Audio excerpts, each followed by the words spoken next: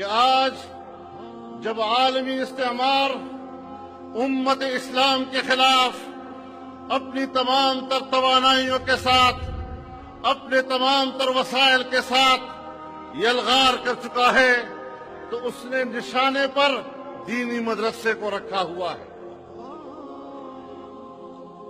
آئے روز دنیا کو یہ تاثر دیا جا رہا ہے کہ یہ دینی مدرسہ یہ دہشت گردی کے مراکز ہیں، یہاں شدت پسندی کی تعلیم دی جاتی ہے، یہاں فرقہ پرستی کی تعلیم دی جاتی ہے، یہاں پر بنیاد پرستی کی تعلیم دی جاتی ہے۔ یہ تاثر عام کر کے ان کے خلاف ہر کارروائی کرنے کا جواز پیدا کرنے کی کوشش کی جا رہی ہے۔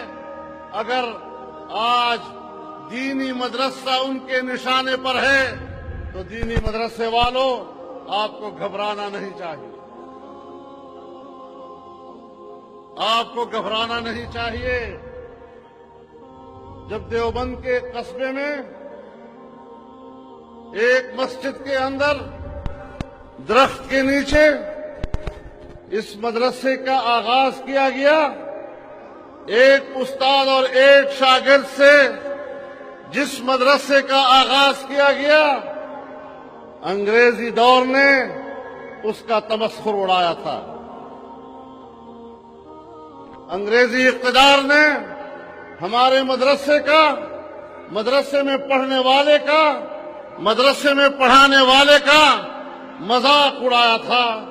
اسے معاشرے میں کمی قرار دینے کی کوشش کی گئی تھی، اس کے والدین کو یہ احساس دلانے کی کوشش کی گئی کہ اپنے بچے کو برباد مت کرو، مدرسے میں بیچ کر اس کے مستقبل کو تاریک مت بناؤ۔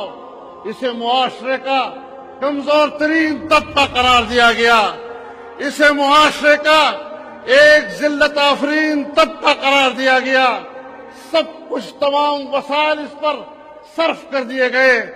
آج کیا وجہ ہے کہ وہ کمزور ترین قوت، وہ تمہاری نظروں میں حقیر ترین قوت، وہ جس کو تم نے اپنا تمسخر بنایا تھا، وہ جس کو تم نے مذاق اڑایا تھا، وہ جس کے والدین کو تم نے تانے دیے تھے، آج کیوں وہ طبقہ امریکہ جیسی عالمی قوت کے لیے خطرہ بن گیا ہے؟ آج کیوں وہ غریب اور فقیر طبقہ پورے مغربی استعمار کے لیے خطرہ بن گیا ہے؟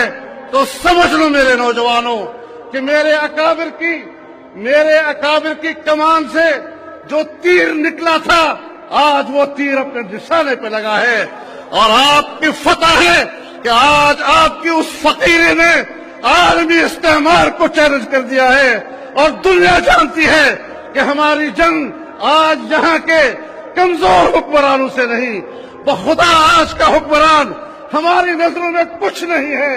ہم اگر آج جنگ لڑ رہے ہیں تو حق کے اس معیار پر لڑ رہے ہیں جس کے مقابلے میں دنیا کا باطل اپنے فرد کامل کے ساتھ امریکہ کی صورت میں نظر آ رہا ہے۔ نعرہ تکبیر! نعرہ تکبیر! دعوت ختم النبوت!